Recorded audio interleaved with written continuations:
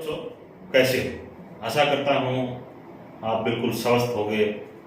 महामारी कोविड-19 के नियमों के विरुद्ध बिल्कुल भी न जाएं, नियमों का पालन करें और अपने आप को स्वस्थ रखें।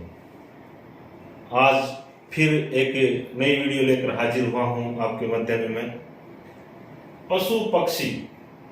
पशु पक्षियों के बारे में आकृति कैसे बनाते हैं उनके बारे में आज मैं आपको बताऊंगा। ध्यान अपना बिल्कुल शांत पर केंद्रित हो, इधर उधर बिल्कुल ताकाझाकी न करें। सामान्यतः पक्षियों तथा पशुओं के चित्र अंडाकार और आयताकार आकृति में बनते हैं। सामान्यतः पशु और पक्षी, ये तो होगी अंडाकार और आयताकार।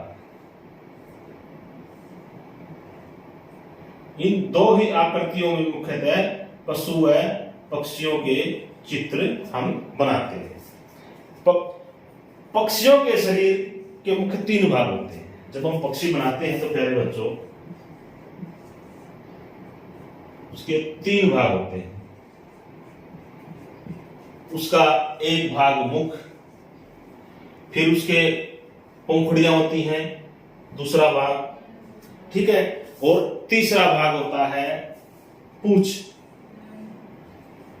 सिर, धड़ और पूंछ, ये 3 भाग हैं पक्षियों के। इसके बाद है सिर तो छोटा होता है, धड़ बड़ा होता है, ये धड़ से फिर पूंछ इसकी छोटी हो जाएगी। अतः किसी पक्षी के चित्रण में सिर के लिए छोटा, धड़ के लिए बड़ा और पूंछ के लिए धड़ से छोटा 3 भाग हम तैयार करते हैं। तो पक्षी के शरीर की बनावट के अनुसार ही उसकी लंबाई, उसका पतला तथा गोल करके इनको हम परस्पर जोड़ते हैं। इस प्रकार पक्षी की आकृति तैयार करते हैं। इसके बाद है पशुओं के चित्र बनाते समय हमें किस चीज का ध्यान रखना चाहिए, कैसे बनाते हैं। अब तक तो ये बताया मैंने पक्षियों के चित्र। इसके बाद है पशुओं के चित्र।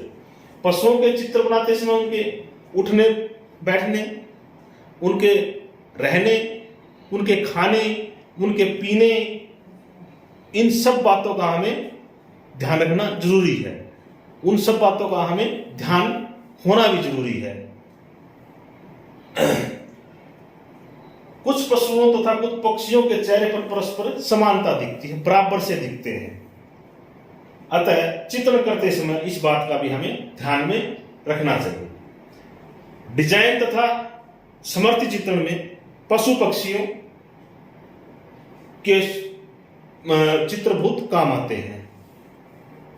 ये जो पशु पक्षियों के बारे में मैंने बताया है, इनको अपने साफ कॉपी में बिल्कुल साफ है। और अब जो परिभाषा बताई है इनकी, जैसे पक्षी के शरीर के कितने भाग होते हैं, इस प्रकार की 4-5 परिभाषाएं हैं इसके अंदर। तो ये सभी परिभाषाएं साफ कॉपी में लिख के याद करके भी लानी है। Thank you.